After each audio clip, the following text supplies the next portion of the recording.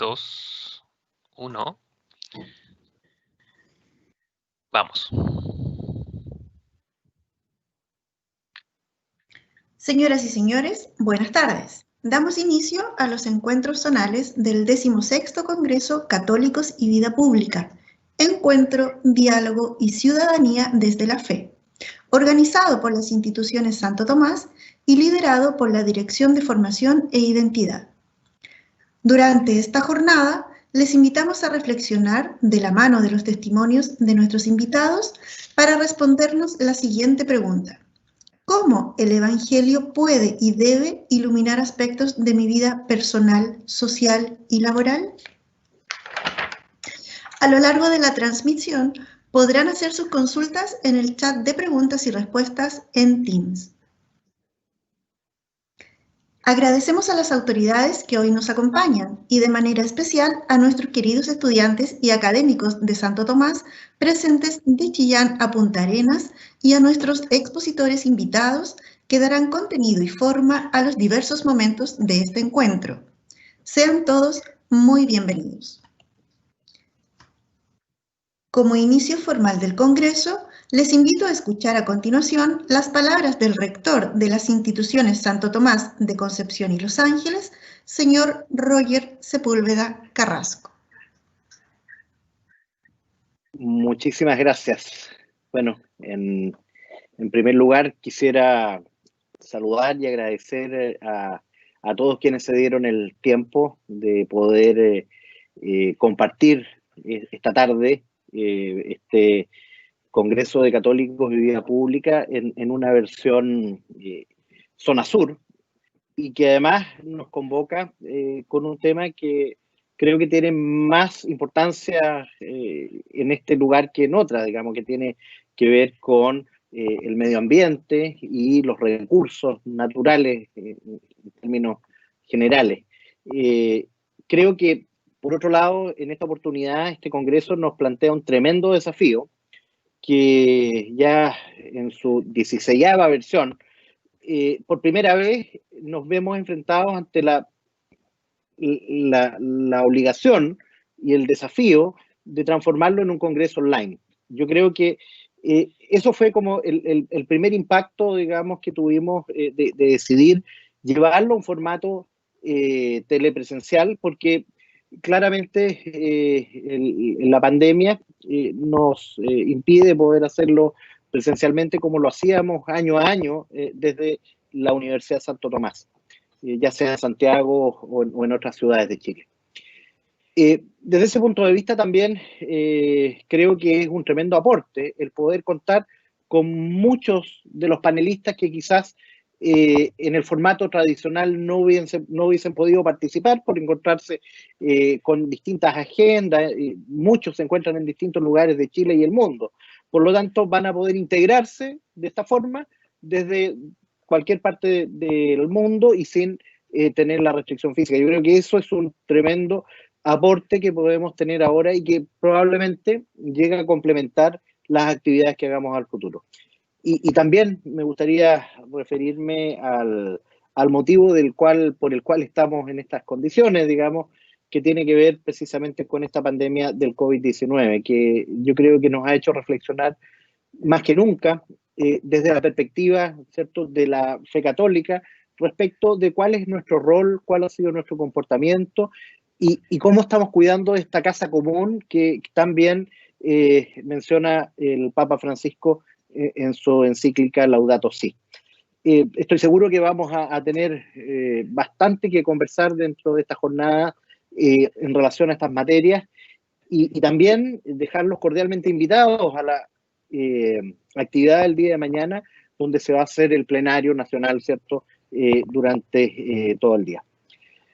Finalmente, agradecer a todo el equipo de producción que ha estado trabajando para que estas actividades puedan salir a la luz, utilizar la tecnología, hacer las convocatorias, hacer los preparativos para que tengamos un congreso que podamos disfrutar, que podamos reflexionar y que por supuesto le dé el sello que ha tenido cada año el Congreso de Católicos y Vida Pública desde sus comienzos.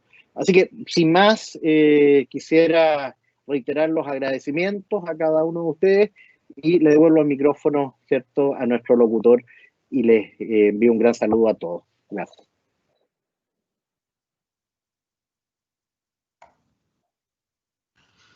Agradecemos las palabras de nuestro rector y también nos manda hoy día su saludo la directora nacional de Formación e Identidad, doctora Esther Gómez, en un video.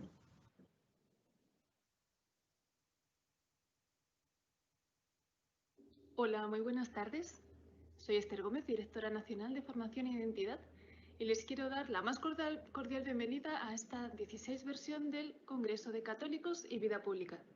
Por primera vez estamos unidos de Arica a Punta Arenas de manera online en estos encuentros zonales, norte, sur y centro, que nos están convocando como el preámbulo estupendo para mañana tener una jornada completa de reflexión sobre el tema que nos convoca, y es cómo colaborar desde nuestra fe y desde nuestro compromiso a esta comunidad de nuestra ciudadanía Chile.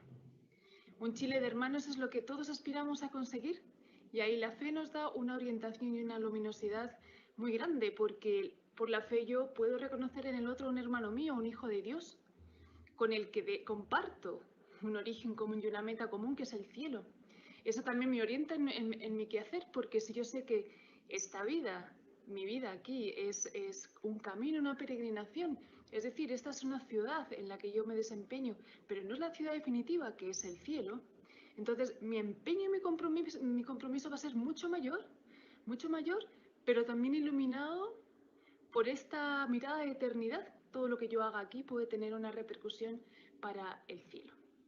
De esa forma, todo lo que hagamos, toda nuestra contribución a la ciudadanía va a ser muy especial.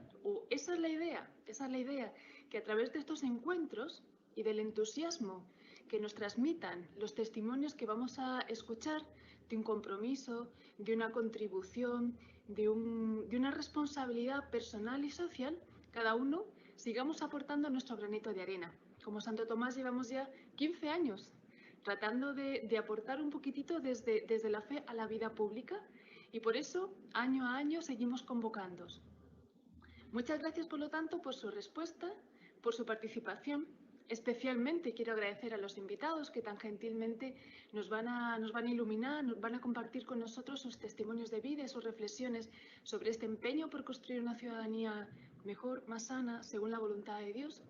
También quiero agradecer el esfuerzo desplegado por cada uno de los rectores de SEE al acoger esta iniciativa nacional, por primera vez nacional, y también a los directores de Formación e Identidad. Sin más, les dejo con la jornada, con nuestros encuentros de esta tarde, y sí dejarles muy invitados mañana a seguir nuestro Congreso de Católicos y Vida Pública a partir de las 10 con otros invitados internacionales. Aprovechemos al máximo estos encuentros para luego seguir colaborando desde nuestra fe en esta ciudadanía que nos convoca a todos. Muy bienvenidos y que nos aproveche mucho a todos este encuentro. Presentamos a continuación al padre José Miguel Alvarado, capellán de la sede de Puerto Montt, quien nos dará su bendición. Entonces, así como se ha dado ya inicio a este congreso en su versión número 16, es bueno ponerlo en manos de Dios para que todo esto que vamos a vivir hoy y el día de mañana sea también de mucho provecho personal y sea también de un crecimiento en lo espiritual para toda nuestra comunidad Santo Tomás en Chile y también para quienes participen uniéndose a este espacio. En el nombre del Padre, del Hijo y del Espíritu Santo. Amén. Queremos rogar a Dios con sinceridad de corazón para que todo aquello que vamos a vivir estos días podamos también ofrecerlo. Que iluminados por la fe también podamos, ¿verdad?, juntos razonar y con sabiduría y prudencia podamos en consecuencia también actuar. La temática que nos convoca es, por cierto, una temática tan relevante y tan importante. Si miramos en la seria crisis ecológica y del medio ambiente que vivimos y sus múltiples causas, también nosotros queremos rogar a Dios a que nos ayude buscar también en distintas disciplinas la ayuda para salir adelante.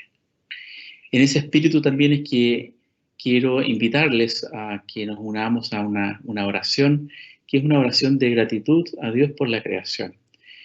Como personas de fe que somos, vemos en la creación, tras ella, la mano de Dios.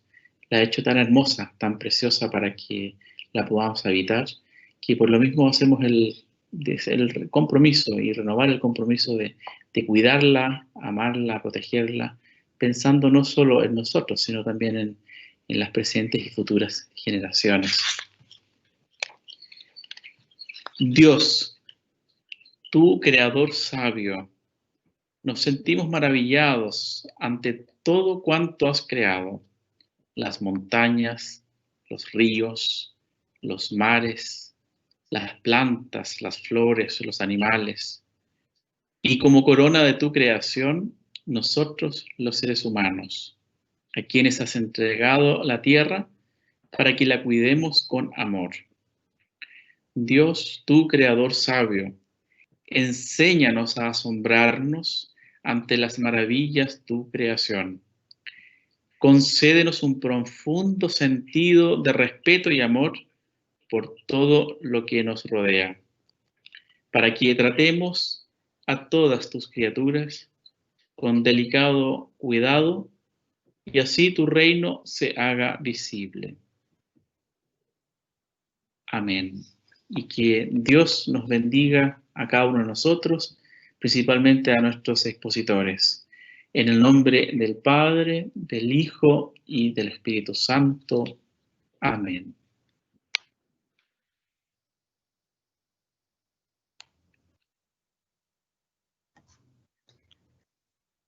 Agradecemos las palabras de nuestras autoridades, así como también la bendición y las palabras del capellán de Puerto Montt. A continuación damos inicio al testimonio de José Tomás Avilés, ingeniero agrónomo encargado de Desafío Agua y Cambio Climático de Forestal Arauco S.A. y fundador de Vestigium Advisory. Hola, buenas tardes ya. En primer lugar, quiero hacer algo que hacía cuando estaba en un movimiento, cuando era más joven, un movimiento apostólico Manquehue. Nosotros siempre, antes de anunciar a Jesucristo, antes de hablar de Dios, antes de hacer cualquier cosa en nombre de Dios, hacíamos una oración, invocábamos al Espíritu Santo. Agradezco al Padre que hizo esa oración, también agradezco a los que hablaron antes, a la directora y el director, me iluminaron bastante las palabras que dijeron, y voy a decir por qué. Pero, quiero pedirle al Espíritu Santo que sea Él el que actúe, Él el que hable, que no sea yo, porque yo me puedo ir por las ramas, soy bueno para hablar y creo que tengo 25 minutos nada más, así que le pido a Dios que por favor hable Él. Así que les pido, ven Espíritu Santo, llena los corazones de tus fieles y enciende en ellos el fuego de tu amor. Envíanos en tu espíritu y todas las cosas serán creadas y renovarás la faz de la tierra. Yo voy a ocupar mucho algo que nos enseñan desde pequeño, desde prekinder, desde el primer día de clase, que es el encuentro con Jesucristo a través de su palabra, algo que quizás no es tan común en la Iglesia Católica. A veces se le atribuye más a las iglesias protestantes, pero la verdad que en mi colegio, que es benedictino, siempre estuvimos la Biblia desde prekinder, desde el primer día de clase. Y ahí, con algo que dijo la directora, esto de que somos ciudadanos del cielo, quiero contarle una lectura que me hace mucho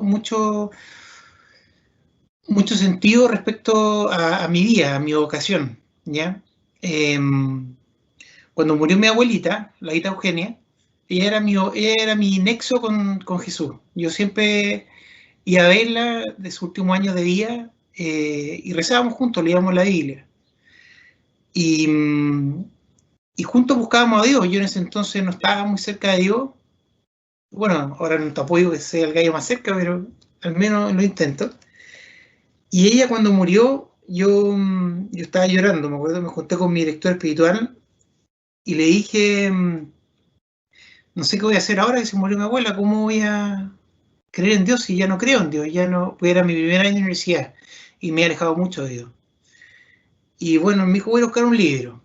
Y mientras tanto, pesqué la Biblia, la abrí así al azar, y me salió este pasaje del Evangelio según San Juan, cuando Jesús se va a ir al Padre. Durante la última cena lo habla, dice, que yo sentí que era mi abuela que me hablaba del cielo, dice, yo ya no estoy en el mundo, pero ellos sí están en el mundo. Y yo voy a ti, Padre Santo. Cuida en tu nombre a los que me has dado para que sean uno como nosotros. Eso por un lado, como eso es un poco la misión, o sea, es la misión, es el fin de mi vida.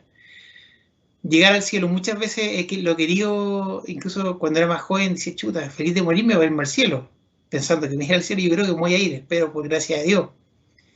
Y otra cosa que quería contarles, que yo toda mi vida he estado en una constante búsqueda de Dios. Por razones que solo Dios conoce, he sido una persona muy sensible toda mi vida y me he refugiado mucho en Dios para poder encontrar ese amor que tanto necesito, y bueno, que necesitan todas las personas, pero quizás yo lo necesitaba quizás más fuerte. Y gracias a Dios lo he encontrado bastante. Y les quiero mostrar una presentación, la cual voy a ir iluminando con algunas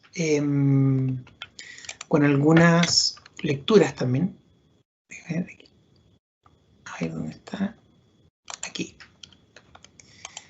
Ya, voy a mostrarle aquí. Sí, si se ve, me imagino que sí.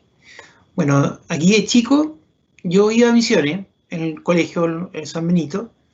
Ahí salgo en una casa de la mamá, que era una abuelita regalona que me encantaba, que hoy día me está mirando desde el cielo. Fui a misiones toda mi vida, toda mi juventud. También en la universidad fui a misiones. También en la búsqueda de Dios fui a la Patagonia, una experiencia del movimiento Manquehue. Ahí salimos en la nieve, vivíamos en esta cabaña, donde teníamos la Eucaristía todos los días, o sea, no misa, sino que la oración del breviario o liturgia a la hora, y la comunión diaria. Ahí pueden meterse después al link, hay unos paisajes muy maravillosos, uno puede hacer una experiencia, vivir como monje durante un semestre, poco menos de un semestre. Luego de eso volví, estuve un tiempo, antes de esto, estuve un tiempo buscando a Dios en otras partes. Me salí del movimiento Manquehue el 2008 y estuve vagando ahí medio perdido hasta que, bueno, encontré a la madre Irene, que es una fundadora de los hermanos de Buen Samaritano, la hermana de Buen Samaritano, un hogar de moribundos donde pasé 10 noches una vez que Jesús me habló muy fuerte una noche, que yo estaba pasando una mala etapa en mi vida, alejado de Dios, y aquí viene otra lectura que quería leerles que me salió en esa noche, que me convirtió, me dejó llorando a mares, que es una lectura del libro de Isaías, y habla mucho de mi vocación, y habla mucho de mi vocación respecto a la Laudato Si. Me salió lo siguiente, me dice, ahí sale, un segundito, por acá.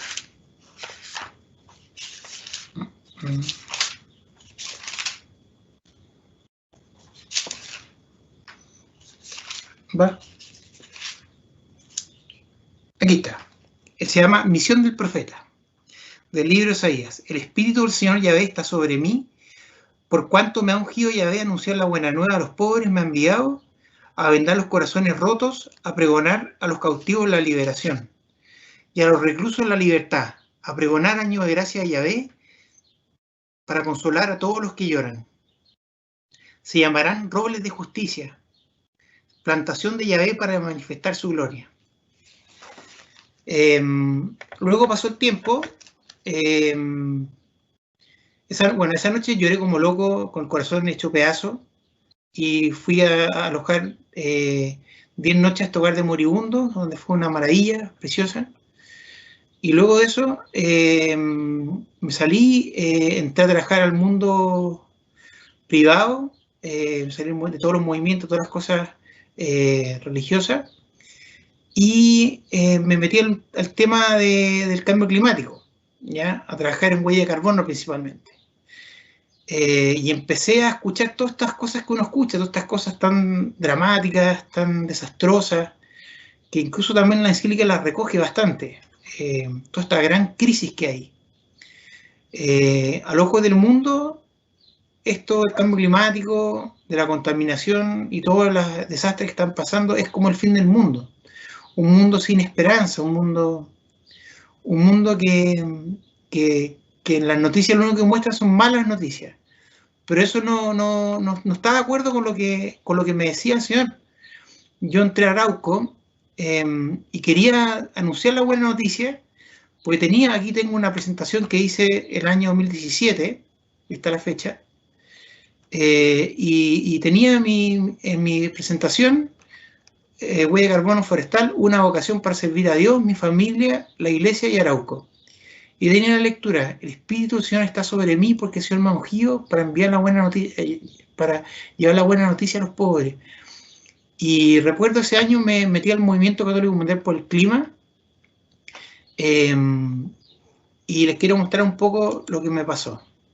Aquí lo tengo.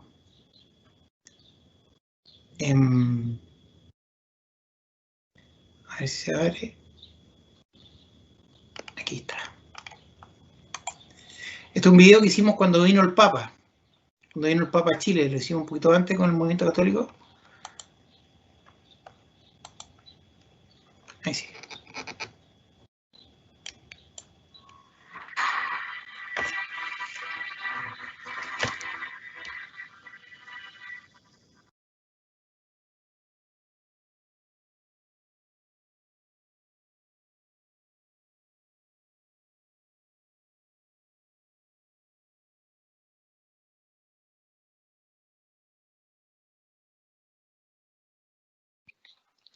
José Tomás, lo ideal es que compartan la pantalla donde está el video, no la ¿Cómo que presentación. son? La pantalla del video. ¿No se está transmitiendo el video? No, solamente el PPT. A ver, ¿cómo lo podemos hacer? Deja de compartir y comparte nuevamente, por favor. Ya, perfecto. Qué bueno me dice este.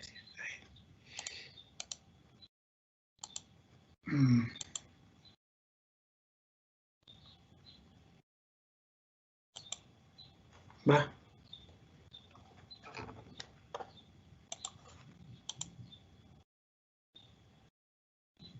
Ahí sí.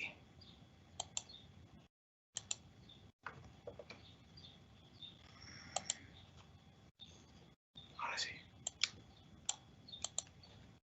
Perfecto. Ahí sí. Hay que compartir el audio igual. Ya. Eso ya, perdón. Se me olvidó.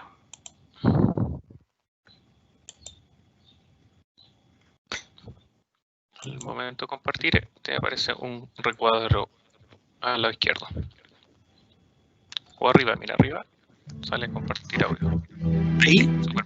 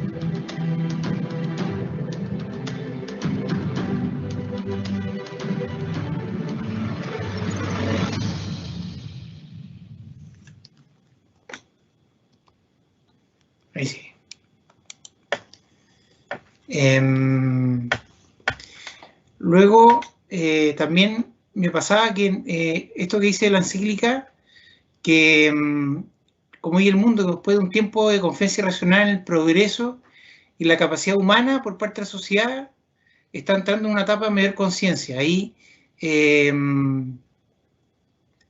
pasa? Que había una inconsciencia, una ceguera respecto a lo que estaba pasando, pero hoy día el mundo está mucho más preocupado de todas estas cosas.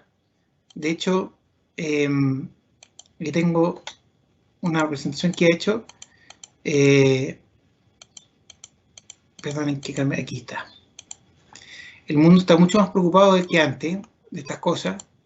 Por ejemplo, aquí tenemos cifras en cuanto a la huella de carbono, el cambio climático, que el 68% de las personas considera el cambio climático la mayor amenaza para su país. Los compromisos de cambio climático en los países, y eso han ido dando esperanza que se puede hacer algo por parte del ser humano. Metas de reducción de un 25% al 2030 y carbono neutralidad al 2050 para Chile. Reino Unido también, Holanda también. Las mayores cadenas de supermercados del mundo, también con compromisos de reducción. Empresas frutícolas gigantescas. Las 533 empresas veces carbono neutral al 2030. Incluso también puede ser un buen negocio. Los consumidores también están prefiriéndolo tanto en Estados Unidos como en Chile, como en Europa. Pero bueno, fuera la parte más de preferencias, aquí como habla la encíclica, el cambio climático es un problema global con graves dimensiones ambientales, sociales, económicas y distributivas y políticas. ¿Por qué? Porque generalmente le pega a los más desamparados, a los más pobres, y eso a mí me hacía sufrir. Cuando empecé a trabajar en esto del cambio climático, yo sufría porque veía puras malas noticias. Cuando yo trabajé 2 veces en las Naciones Unidas, me tocó ir a 4 países de Latinoamérica y el Caribe a dar charlas sobre huella de carbono a las asociaciones de exportadoras de fruta y productos agropecuarios, y todo el mundo hablaba que esto era el fin del mundo. En la FAO, en el área de agricultura y alimentos de la Naciones Unidas me decían que era la apocalipsis, así tal cual, y eso ni siquiera son creyentes, pero era impresionante como todo tanta mala noticia. Pero también las migraciones masivas, tanta gente abandonada, tanta hambre, cosas muy tremendas. También el tema del agua. Hoy día el 40% de la población mundial no tiene agua ni para lavarse las manos. Entonces, me pasó que lo que más me marcó la encíclica fue esta página de acá, que les quiero mostrar. Una esperanza que me dio Dios es que Dios no se cansa de apostar todos los días de nuevo por nosotros. Y habla, dice la encíclica, que esta es la página que más me llegó por lejos. Dice,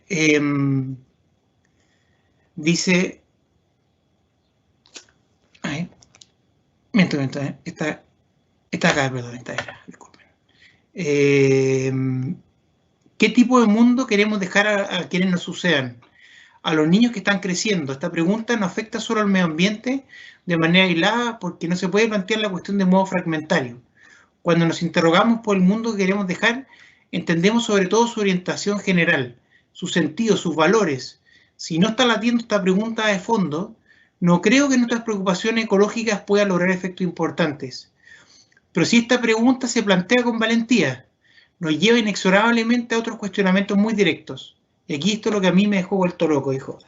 ¿Para qué pasamos por este mundo? ¿Para qué vinimos a esta vida? ¿Para qué trabajamos y luchamos? ¿Para qué nos necesita esta tierra? Por eso ya no basta decir que debemos preocuparnos por las futuras generaciones. Se requiere advertir que lo que está en juego es nuestra propia dignidad. Somos nosotros los primeros interesados en dejar un planeta habitable para la humanidad que nos sucederá. Es un drama para nosotros mismos porque esto pone en crisis el sentido del propio paso por esta tierra. Esto es impresionante. A mí de chico siempre nos dijeron que si no hacíamos algo que valía la pena en la vida, como que no valía la pena vivirla, en el fondo. Y hacer lo que vale la pena es justamente la otra parte del Evangelio que le leí al principio, que es dar la vida eterna. ¿Y qué es la vida eterna? Como dice aquí, esta es la vida eterna, que te conozcan a ti, el único Dios verdadero y al que tú has enviado, Jesucristo. Y también otra cosa que Dios me regaló fue que me di cuenta que yo no era capaz de salvar el mundo, ni el cambio climático, ni de las guerras, ni de nada, estas atrocidades que pasan. Yo no era capaz, pues soy muy débil, soy muy pequeño.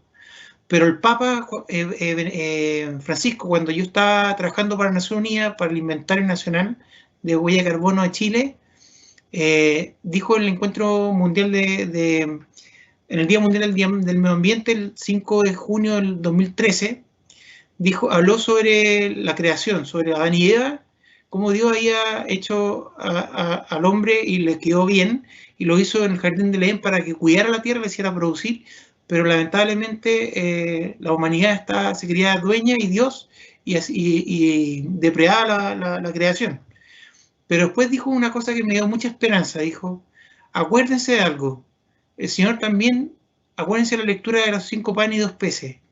Si hubiese una persona en el mundo que se vuelva hacia Dios, por pobre que sea, por pecadora que sea, por limitada que sea, como tú, como yo, como cualquiera de nosotros, que pone su corazón en manos de Dios para que Jesús pesque nuestra pobreza, nuestras limitaciones y también nuestros talentos, Él los pesca, los toma, da la gracia al Padre y los multiplica. Y sobra alimento y agua para toda la humanidad, para esos 5.000 hombres y para todas, y sin contar mujeres y niños. Y más encima, decía el Papa, sobran 12 canastos que representan las 12 tribus de Israel, es decir, toda la humanidad. Entonces, aunque las Naciones Unidas nos digan que estamos acabados, que nos vamos al infierno todos, que estamos todos en una pérdida total, eso no es así, porque nosotros somos pobres y quizás por nosotros mismos no nos podemos salvar.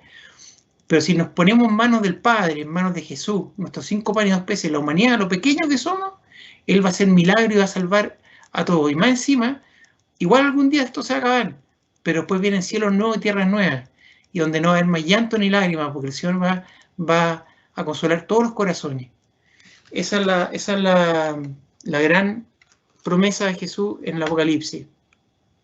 Ahora les quiero contar nada más que para enfocarnos en el tema de cómo lo llevo a la vida cotidiana en mi trabajo. Todo esto yo lo converso en mi trabajo con mi jefe, incluso con el vicepresidente ejecutivo de Arauco, Matías Domeyko, que ha sido ellos dos han sido un tremendo pilar para mi vida espiritual y laboral dentro de Arauco. Ellos han sido grandes personas que han sido muy humanas los dos, y que los dos reconocen el sufrimiento de los vecinos de Arauco que están sufriendo la escasez de agua, ¿ya? Y por eso surgió hace un par de años, en el 2016, el programa Monitor Desafío Agua y Suelo, que se los voy a presentar. ¿Qué nos mueve? Contribuir a mejorar la vida de las personas. Esto es una maravilla que les voy a mostrar esto porque realmente es una preciosura. Miren lo que dice esta persona. A ver, tengo de nuevo salirme para mostrar el video.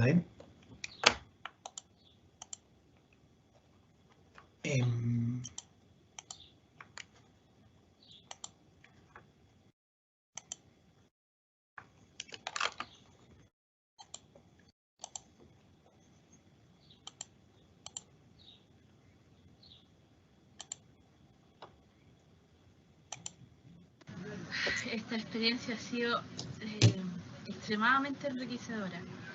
Así, pero feliz, pero así como extremo, como no sé cómo explicar esta felicidad. Lo que hemos aprendido. Esta experiencia ha sido feliz, pero así como extremo, como no sé cómo explicar esta felicidad. Lo que hemos aprendido, lo que hemos logrado, tratar con el resto de personas, de ver la necesidad que tenemos, de que todos tenemos la necesidad del agua y que Arauco en este minuto nos está apoyando con eso que es tan importante, pero para todos. Lo que vamos a lograr con esto es infinito, no solamente para las personas. Yo lo veo en mi comunidad, lo que vamos a lograr con la fauna, con el ecosistema, todo eso es gracias a este programa. Es gracias a este programa de poder decir, una persona me voy a poder bañar tranquila, un vecino decir me voy a poder bañar tranquilo, voy a poder consumir agua tranquilo. Es que esto es magnífico, o sea, es maravilloso, no sé cómo explicar, una felicidad pero máxima. Y esto es gracias, bueno, a muchas personas, a Dios principalmente, a Dios que nos puso personas maravillosas en nuestro camino, que nos han guiado, nos han incentivado. Gracias a todo el entorno que tenemos. No sé, yo no sé cómo explicar mi felicidad, que es lo que siento, porque nosotros llevamos mucho tiempo tratando de hacer esto, tratando de, digamos, de obtener nuestros recursos, el agua, de que nos podamos, por decir, tirar un chapuzón tranquilo, que el agua nos recorra todo el cuerpo, sentirnos feliz, refrescados, no solamente del cuerpo, del alma, que por todos lados. Bueno, eso para que vean, ese testimonio es una maravilla. Yo cuando lo dijo la señora Mariela, yo estaba al frente, lloré, no paré de llorar por mucho rato, porque fue muy impactante ver lo que significa para ella este tema del desafío agua, el contar con agua, que son proyectos muy sencillos, de no más de, los más caros salen 1.200.000, pero en general en promedio no más de 350.000 pesos, y ellos ponen la otra parte, y realmente le ha cambiado la vida a muchas personas, más de 2.000 personas. Acá hay algunos agradecimientos. Quiero agradecer la oportunidad de participar en este maravilloso desafío. Un sueño poder tener agua, ya que mejorará nuestra calidad de vida. Ya me veo trabajando en el invernadero, regando arbolitos. Muchas gracias a todos. La Marta Urrutia, ahí que fue visitada por el vicepresidente ejecutivo de Arauco, por el gerente general, por la vicepresidenta, por toda la gama mayor, por el ministro de Agricultura, por la directora regional de INDAP. Gracias por dejarme ser parte de este proyecto, porque sin duda ha sido una de mis grandes satisfacciones poder ayudar a mis vecinos. Espero poder seguir ayudando y ver que mis vecinos comiencen a replicar porque la necesidad es real. Y así, gracias a esta monumental iniciativa por parte de Arauco, he conocido a varias personas que piensan igual a mí y luchan por mantener una vida rural y humilde. Por lo mismo creo que se ha formado un gran grupo de superhéroes del agua, ayudando a quien no la tiene a su alcance. Luego la señora Raquel, esto hemos aprendido nos servirá para ayudar a mucha gente. En mi caso ayudaré a personas que no tienen recursos ni nadie que los ayude. Bueno, contarle un poco que es el programa Monitores, que me toca trabajar, que para mí es estar en misiones, lo mismo que ir a misiones. Una línea de acción del programa Desafío Agua, que son 3 líneas de acción. Esta es la línea de acción pequeña a escala familiar, donde con la metodología Aprender Haciendo se les capacitan en técnicas para fabricar pozos, cosechas de agua y lluvia y mini tranque. Generalmente impacta entre 1 y 20 familias.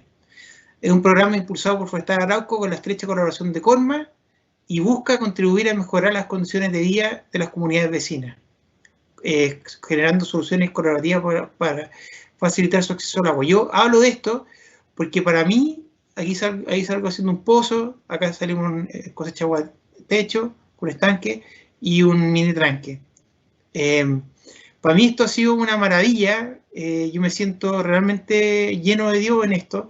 Con estos vecinos yo rezo. Ellos son de otras religiones muchas veces, evangélicos, de distintos tipos de evangélicos, y yo soy íntimo amigo y yo les pido siempre oraciones por muchas cosas que necesidades que tengo, también oraciones por los monitores. Aquí nos formamos el CET, el Centro de Educación y Tecnología de Yumbel, las técnicas de agua. Ahí fueron los lugares donde ya acudieron las personas. De los 104, 70 eran candidatos a ser monitores, a formarse como profesores, ¿cierto? Ahí están las capacitaciones que se le hicieron específicas en las técnicas de pozo, mini tranque, represa, agua lluvia, conservación de suelo. Y cada vez que hacíamos esto, leíamos la Biblia al final de cada jornada. Esto es una cosa totalmente personal, no es que Arauco me promueva hacer esto. pero la verdad que a algunos no les gusta, pero yo sé que a los que más alto nivel de Arauco sí les gusta, así que en ese sentido me siento tranquilo. Ahí se hicieron las capacitaciones en Pozo, tanto trabajando, una maravilla. ¿Para qué les cuento el ambiente con el que se vive? Realmente una maravilla, es historia esperanzadora, por ejemplo, y también historia muy penosa. Esta señora tiene una enfermedad heavy, ella también tiene pérdida de la memoria, pero ahí trabajando en ayudar a sus vecinos a hacer proyectos para que tengan agua. Aquí salimos en la prensa, que íbamos a hacer 144 proyectos, más prensa. Aquí cuando fue el ministro y varias autoridades más, director de CONAF, director de INDAP. Aquí cuando fue la gama mayor de Arauco, el vicepresidente, el gerente de CONMA y gerente de operaciones, gerente general, gerente de patrimonio, etc. Y estos son algunos proyectos, estas son algunas cosas que cuentan las personas en sus redes sociales. Cuando partieron los proyectos, para que vean cómo, y sale agüita, gracias por darme este vital elemento, Señor, gracias a mis vecinos y en especial a mis beneficiarios de Arauco, gracias por este hermoso proyecto Grande Arauco, Fuerte Arauco, José Tomás Aile. Y todos ponen gracias, así, es una maravilla, es pura gracia a Dios. Hay más proyectos de pozo, proyectos de agua lluvia, proyectos de mini tranque, proyectos de abono y conservación de suelo. Y aquí está todo lo que hemos llevado, lo que llevamos hasta el momento. Hasta el momento llevamos como 167 proyectos. Aquí está un informe que lo actualicé la semana pasada, así que ya 165. Este año, pese a la pandemia, ya llevamos 55 proyectos. Y replica, así que bien. Ahí están las comunas. Tomé, Florida, Trehuaco, Quirihue, Coelemu, Ranquil, Quillón, Ningüe, Portezuelo, Cabrero, Concepción, San Nicolás. Hasta Villarrica hemos llegado. Y los proyectos son Pozo Puntera, Guatecho, Minitranque, estanque alimentador de pozo, pues, alimentado por el pozo, abono y riego tecnificado. Aquí cuántos vecinos han sido capacitados, 1.380 en total. ¿Cuántas personas han sido beneficiadas directamente? 2.563. Y aquí lo que los quiero decir no es por vender un proyecto, aquí lo que quiero decir es que yo siempre lo he dicho, incluso frente a mi gerente, incluso frente al vicepresidente y presidente de Arauco. Esto yo lo hago por amor a Dios. Esto nada más que no solamente por la sed de agua. Acá hay que saciar la sed de amor, la sed de sentirse amado, la sed de que le importáis a alguien. Y eso ha llenado humanidad y me ha hecho ver que en Arauco, que es una empresa gigantesca, que yo pensaba que Dios no existía, como me han dicho en mi juventud, que en el mundo empresarial no existía Dios, y eso es mentira. En el mundo empresarial también existe Dios. Y no solamente en proyectos bonitos sociales como este. Dios está en cada una de nuestras vidas, en nuestras tareas cotidianas. Si nosotros le ponemos amor a las tareas que hacemos día a día, eso es lo que basta. Me decía un padre, mira, me decía algo así como, haz lo que debes y está lo que haces, pero y también una frase, lo importante no es hacer obras de caridad, sino en ponerle caridad a la obra. Independientemente si te toca barrer el piso, limpiar el water o ser gerente general de Arauco, da lo mismo. Todo tiene su peso en base al amor que tú puedas ponerle. Aquí los litros de agua, mira, llevamos 208 millones de litros de agua al año, con técnicas muy pequeñas, o sea, pozos de 15 metros, 19 metros, que se hacen a mano. Aquí 205 millones en pozos, en Aguatecho 1.300.000, Minitranque 1 millón de litros, están 208 millones en total. Ahí están cuántos litros diarios por proyecto, 5.000 litros en los pozos, los Minitranques 196, Aguatecho 156. Ahí están los proyectos georreferenciados, no están todos, pero deben haber por lo menos, de los 165 que estaban registrados hasta esa fecha, ahí deben haber por lo menos unos 80. Ahí cuánta plata se puede ahorrar la Intendencia en camiones de aljibe, 2.285 millones de pesos al año. ¿Cuántos kilos potenciales de tomate se podrían producir al año? 6,6 millones de kilos de tomate, y los vecinos que no tienen trabajo hoy día podrían haber ganado 351 millones de pesos al año, y con cereza 140.000 kilos de cereza o 148 millones de pesos, y así, kilos de frutilla, kilos de papa, 2,9 millones. Y la huella de carbono, lo que hablamos del cambio climático, también se reduce huella de carbono por evitar la quema de combustible en camiones aljibe. Y los próximos pasos, tenemos un convenio de capacitación en Chillán, la zona Chillán, y en Ñuble y Biobío, y también en la región del Maule, zona Constitución. Y recuerde lo más importante, contribuir a mejorar la vida de las personas. En mi sector hay muchas personas ilusionadas que esto resolverá en parte sus problemas. Hemos conocido a muy buenas personas, con el apoyo de ellas saldremos adelante. Y así, es una maravilla, la verdad. Yo solamente puedo darle gracias a Dios por lo que se ha querido hacer con esta persona que está lleno de efectos, que muchas veces también, muchas veces no hace su voluntad, pero a pesar de eso igual él actúa en mí. Él actúa cuando trato que él actúe, cuando lo escucho y cuando me dejo amar. Así que ese es el mensaje, como yo lo decía en la campaña de reciclaje que me toca liderar en Arauco, a corazón contento, a corazón lleno, creación contenta. Porque el gran problema de la contaminación, el sobreconsumo y todo eso, es que el corazón está vacío y el ser humano se alejó de Dios. Por eso. Así que eso es lo que les quería invitar, a llenar el corazón de Dios, y así el mundo va a ser mucho mejor, y se va a evitar el consumismo, y más encima se va a cuidar la creación. Eso. Muchas gracias y perdón que me haya alargado. Muchas gracias, José Tomás. Agradecemos tu testimonio y los invitamos al segundo momento de este encuentro Zona Sur del 16º Congreso Católico y Vida Pública, Encuentro, Diálogo y Ciudadanía desde la Fe, organizado por las instituciones Santo Tomás y liderado por la Dirección de Formación e Identidad. Este segundo momento consiste en una mesa redonda, la que contará con los siguientes invitados: Patricio Ruiz Jaramillo, abogado, jefe de carrera de Derecho, sede Puerto Montt, especializado en Derecho Medioambiental. José Hernández Troncoso, profesor de Educación de Historia y Geografía, magíster en Educación y diplomado en Cultura y Comunicación para la Sustentabilidad. Y Mauricio Frangiola, psicólogo, magíster en Bioética y gerente de Asuntos Corporativos y Comunidades de Consorcio Eólico. Esta mesa será moderada por Francisco Metzner y Ribaren, periodista y director de Formación e Identidad de la sede Concepción. Les damos la bienvenida y recordamos a nuestros asistentes que pueden formular preguntas por el chat que haremos llegar al moderador.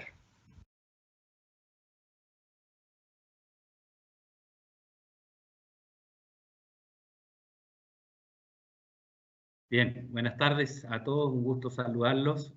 Quisiera partir también agradeciendo la participación de José Tomás y su testimonio. La verdad es que es muy potente, y vemos que realmente cuando Dios está en nuestros corazones, las obras y los productos que generamos nosotros, sin duda que van en beneficio de nuestros hermanos, que es en gran parte lo que estamos conversando hoy en día. Bien, en esta mesa redonda quisiera partir agradeciendo, ¿cierto?, a José, a Patricio y a Mauricio. Vamos a hacerle una ronda de preguntas y quiero partir con José precisamente, quien es magíster en educación, ¿cierto?, como se dijo, y diplomado en comunicación para la sustentabilidad. Sin duda que es uno de nuestros invitados que encaja perfectamente con los temas que hoy día vamos a tratar. Y en específico quisiera preguntarle a José, respecto a su experiencia desde su quehacer, ¿qué conoces o qué experiencias educativas, ¿cierto?, innovadoras podemos encontrar para generar conciencia medioambiental, y a la vez cómo éstas se hacen carne o se hacen presente en los currículum de estudio?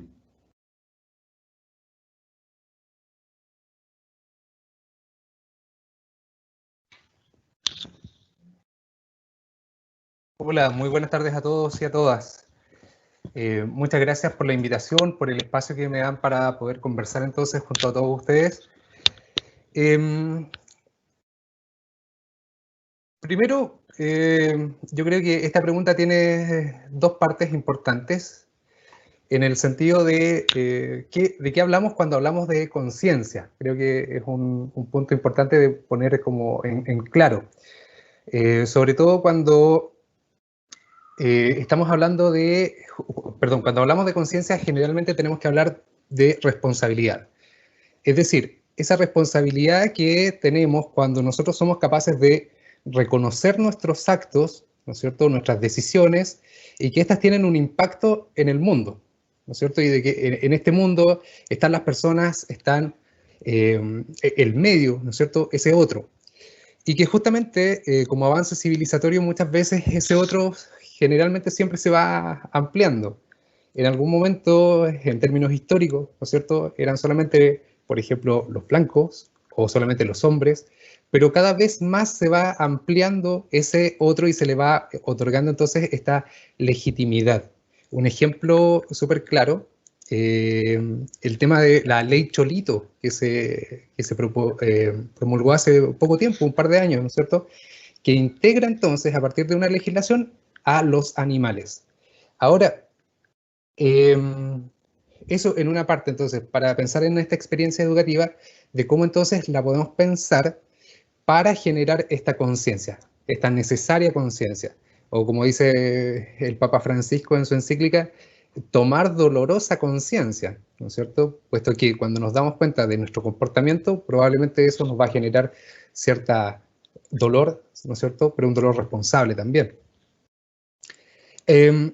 Lo otro, sumamente fundamental, cuando nos damos cuenta de que nuestros actos tienen impacto en este mundo, tenemos que, es fundamental hablar también del conocimiento, ¿sí? Y hoy día existe abundante evidencia científica, ¿cierto?, para argumentar, para poder pensar en la necesidad de cambiar la forma de hacer las cosas. Y ahí es donde entra el rol educativo, ¿no es cierto?, puesto que la educación siempre está pensada, ¿no es cierto?, para el desarrollo de las potencialidades de cada una de las personas en sus distintas dimensiones. Por lo tanto, ahí estamos vinculando entonces cómo este objetivo de la educación, que es desarrollar las potencialidades, pero siempre contextualizada, ¿no es cierto?, para realizar un aporte consciente al mundo. Y ahí podemos encontrar distintas experiencias, tanto en la educación informal como en la educación formal, donde son claves, por ejemplo, algunas organizaciones, y ahí quisiera destacar justamente a José Tomás, que nos presentaba recién su experiencia, puesto que esto es parte de la educación. Estoy seguro que el rol que ellos cumplen, ¿no es cierto?, desde sus acciones con la organización, con estos monitores, ¿no es cierto?, también es un acto educativo y sumamente necesario. Incluso podríamos hablar de empoderamiento de estas comunidades para con sus quehaceres y sus problemas. Y desde la educación formal, aquí tenemos que pensarla que es en términos sistémicos, desde lo que es prebásica a la educación superior.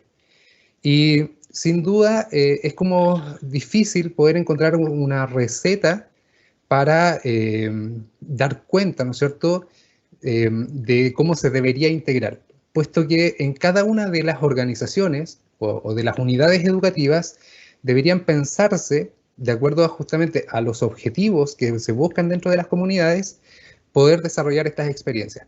Y que estas pueden ir desde lo más complejo o desde lo más sistémico, como por ejemplo medir la huella de carbono, medir la huella hídrica, y no solamente medir, sino que posteriormente tomar decisiones para reducir, ¿no es cierto?, la huella de carbono, la huella hídrica, a partir de decisiones, digamos, desde el sistema, ¿cierto?, que probablemente van a ir acompañadas por,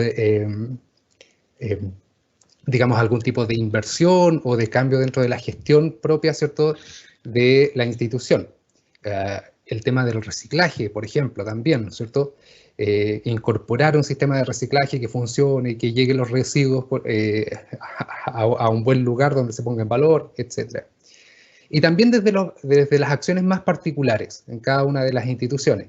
Y que ahí puede ir, por ejemplo, un profesor que tome una iniciativa de integrar un contenido, por ejemplo, dentro de una actividad de clase o dentro de una guía que entrega a sus estudiantes, pensando desde prebásica hasta educación superior.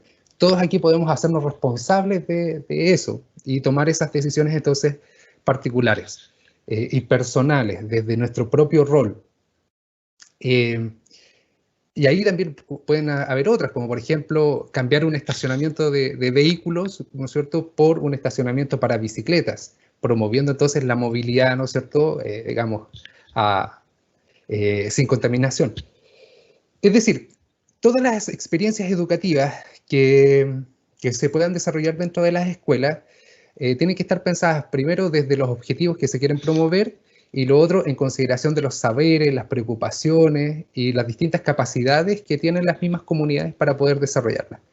Y ahí es interesante cuando hablamos de currículum, el currículum dentro de lo que es educación formal, prebásica, básica y media, de que se ha ido integrando permanentemente, ¿no es cierto?, y ha existido una apertura a integrar temáticas de educación ambiental o vinculadas con temas ecológicos.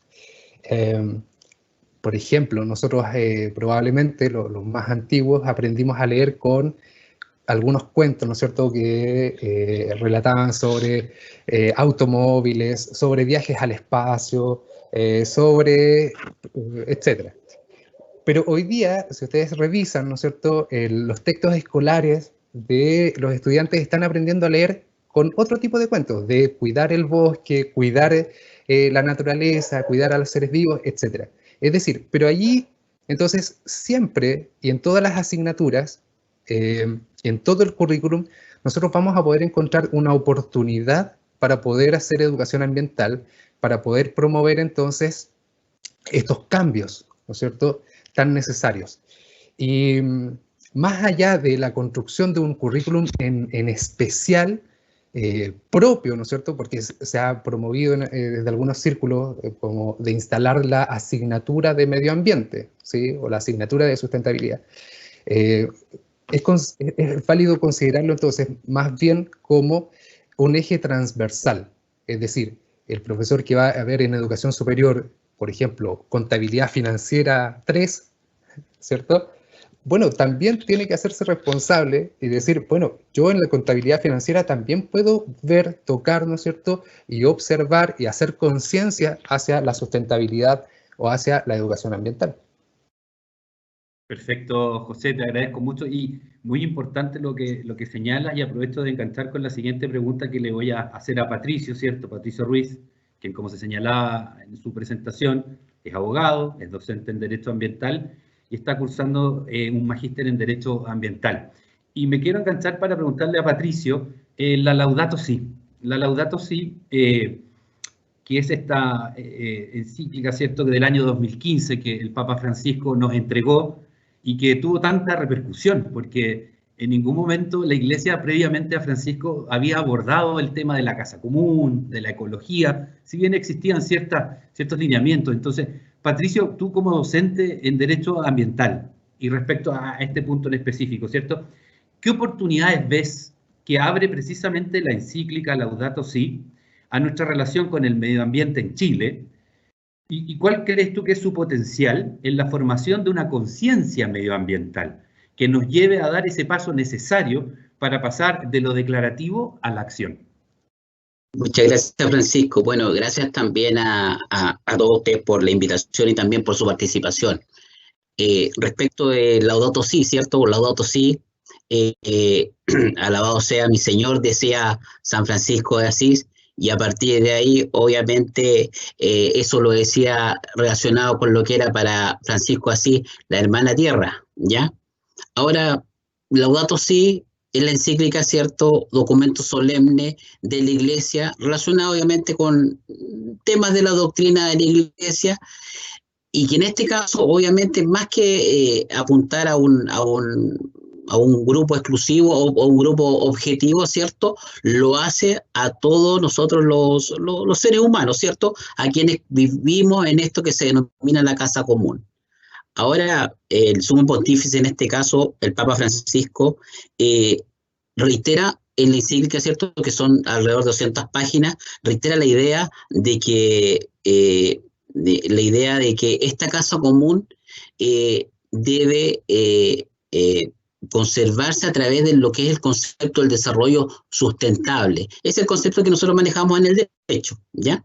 Y a partir de ahí, parte de la premisa siguiente, y lo dijo hace un momento José Tomás, parte de la premisa, y lo reitera mucho, señala qué es lo que le dejaré a mis hijos y qué mis hijos le dejarán a los demás.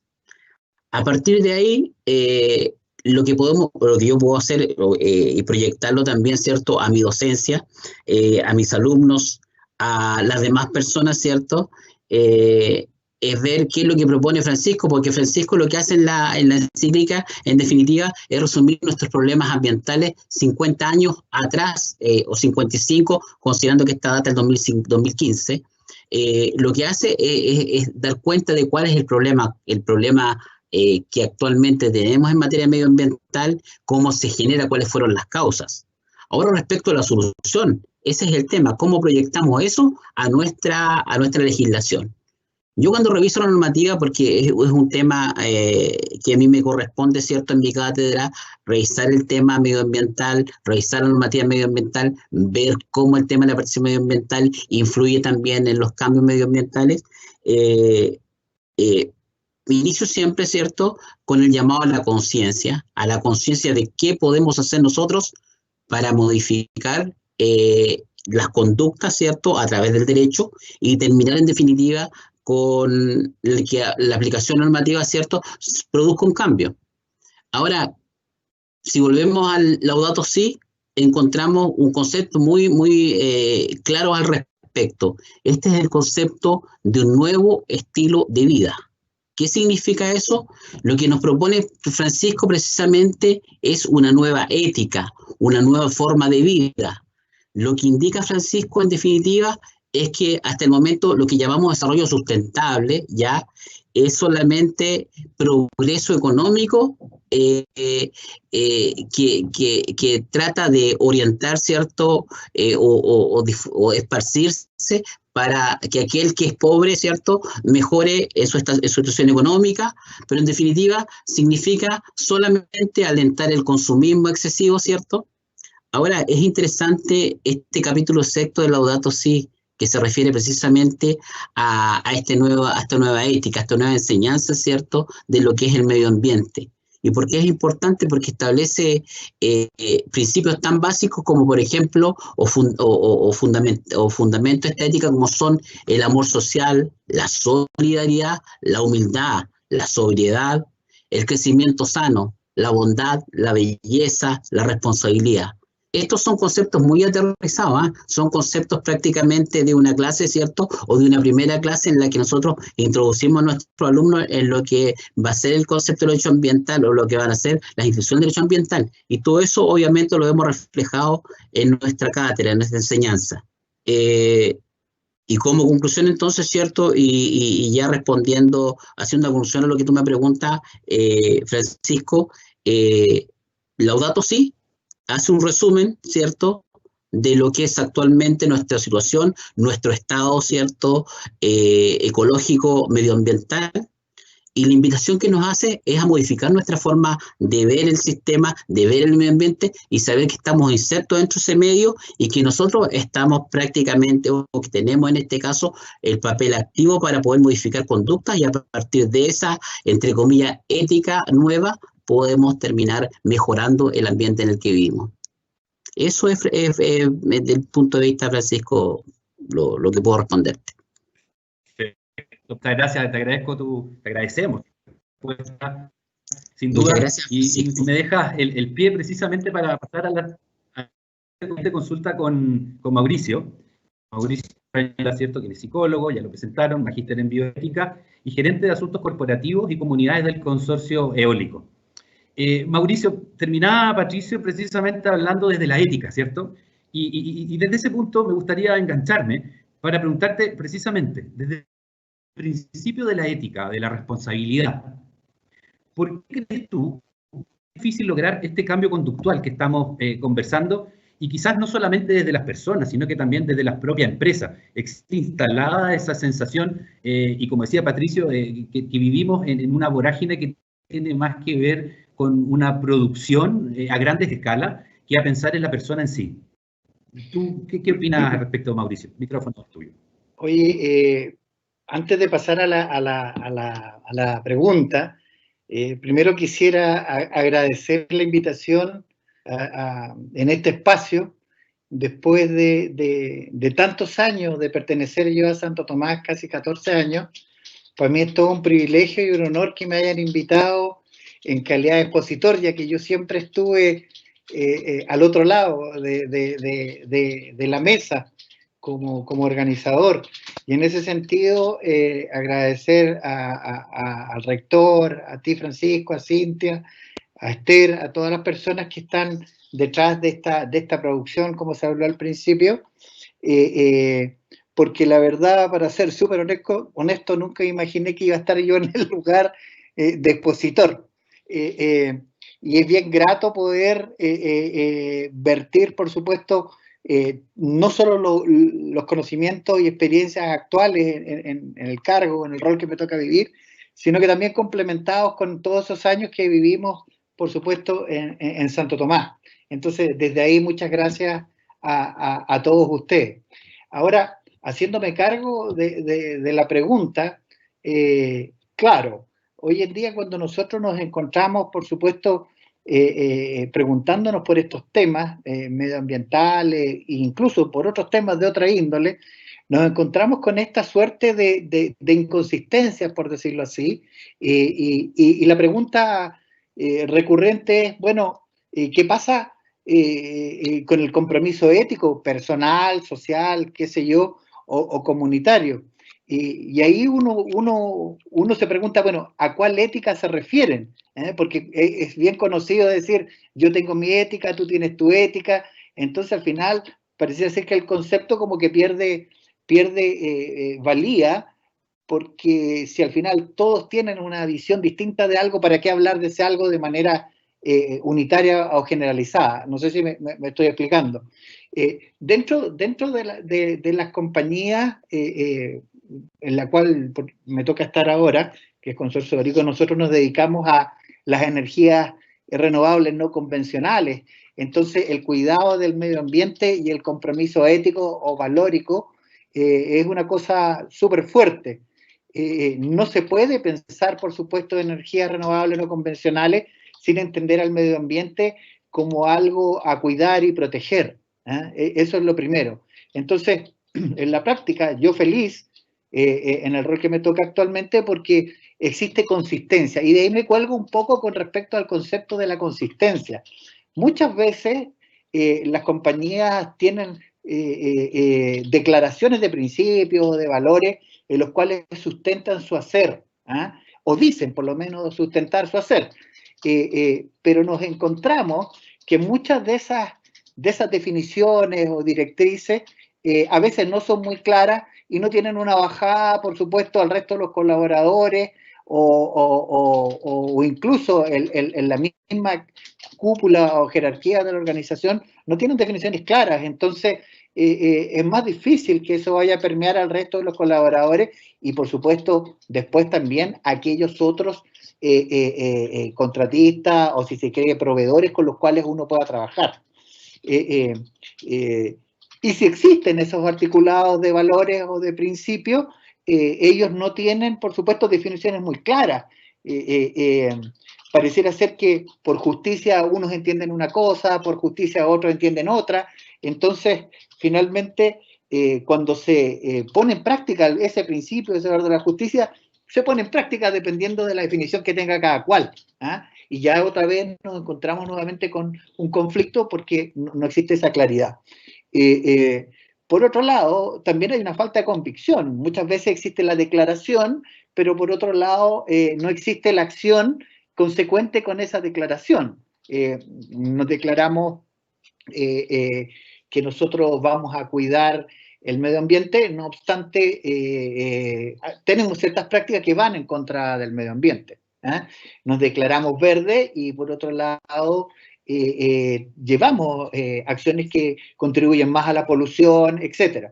Entonces, el declarar algo con respecto a estos temas desde el punto de vista ético es súper complejo porque efectivamente uno debe estar constantemente midiendo, resguardando y cuidando lo que hace, Francisco.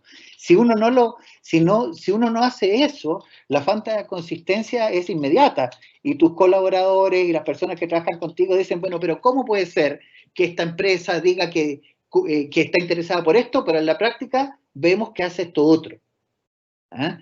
Entonces, el esfuerzo de cambio conductual o de cambio organizacional en estas materias no es menor porque involucra dedicarle tiempo, no es simplemente tener en un papel una serie de conceptos o ideas que suenan bonitas y que aparecen prácticamente como una especie de decálogo a seguir, si este no es explicado y si este no es de alguna forma encarnado por cada uno de los colaboradores que trabajan en esa empresa. Porque la disonancia, como escuché yo hace poco, la inconsistencia, están a la vuelta de la esquina y las personas hoy en día están todo el tiempo mirando qué tan, por supuesto, nosotros consistentes somos con lo que decimos, y no solamente en el mundo laboral. Nuestros hijos lo ven con sus padres, el vecino lo ve con el vecino de al lado, y así sucesivamente a todos lados. Entonces, este cambio que tú preguntas de orden conductual pasa, por supuesto, con lo que ya se habló acá, una toma de conciencia al respecto de las cuestiones, y no solo la conciencia, sino que también una serie de acciones que den cuenta de esa conciencia.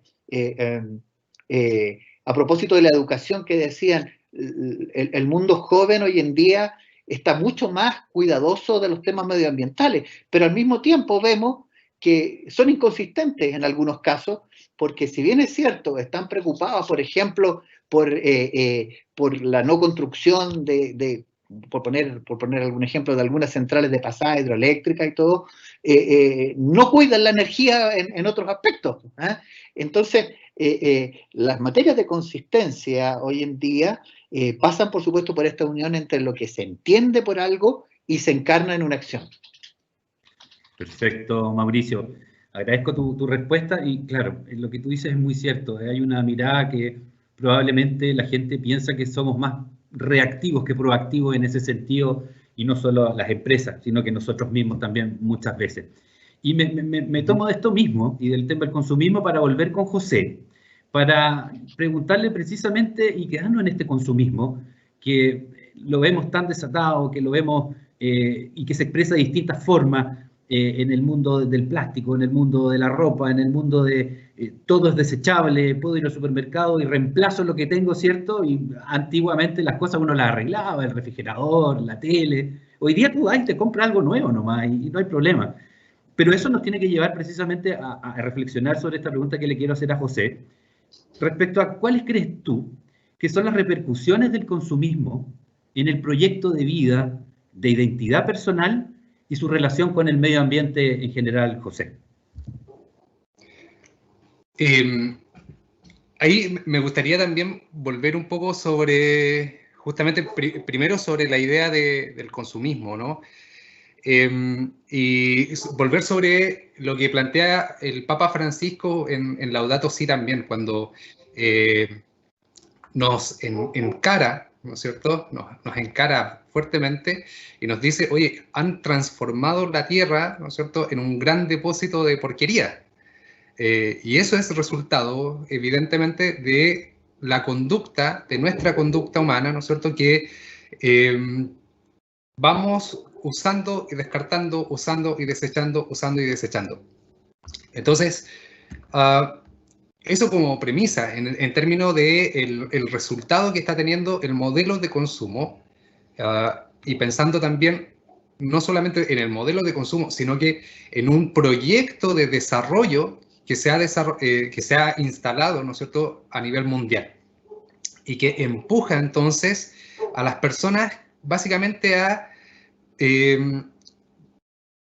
pensar, ¿no es cierto?, que por medio del consumo pueden desarrollarse. Es decir, pueden lograr, ¿no es cierto?, su posición social, pueden lograr sus objetivos por medio del consumo. Y esto, para poder comprenderlo, y esto un poco con fines pedagógicos, nosotros lo podemos mirar en la historia. Y mirando sociedades anteriores, podemos poner entonces en contraste lo que nosotros hacemos actualmente. Muy a grandes rasgos, durante la Edad Media, el proyecto de vida y gran parte de la identidad, del constructo identitario de las personas, estaba asociado entonces a la idea de Dios, y se hablaba de una idea de una sociedad teocéntrica. Entonces, era una sociedad que tenía un proyecto, ¿no es cierto?, y por lo tanto, en las personas, ese proyecto se basaba, ¿no es cierto?, en el teocentrismo, en la religiosidad, en la espiritualidad. En la Edad Moderna se plantea que hay un tránsito, hay un cambio, ¿no es cierto?, y que pasa a ser una sociedad antropocéntrica, ¿sí?, que no es excluyente digamos, de la religiosidad y la espiritualidad, pero entonces es el centro y la razón, la persona, ¿no es cierto? Y aquí vamos a tener a Europa que sale, ¿cierto?, de este territorio a colonizar, conquistar, etc. Entonces, el proyecto de vida buscaban fama, o sea, y si nosotros pensamos en los primeros europeos que llegan a América, buscaban obviamente riqueza, pero fama, ¿no es cierto? Ser el primero en ver, ser el primero en subir a tal parte, buscar, pasar a la historia, ¿sí? Y la historia de los hombres propiamente tal. Entonces, cuando se derrumba entonces el teocentrismo, se derrumba esta idea de la razón por sobre todo, ¿qué es lo que nos queda?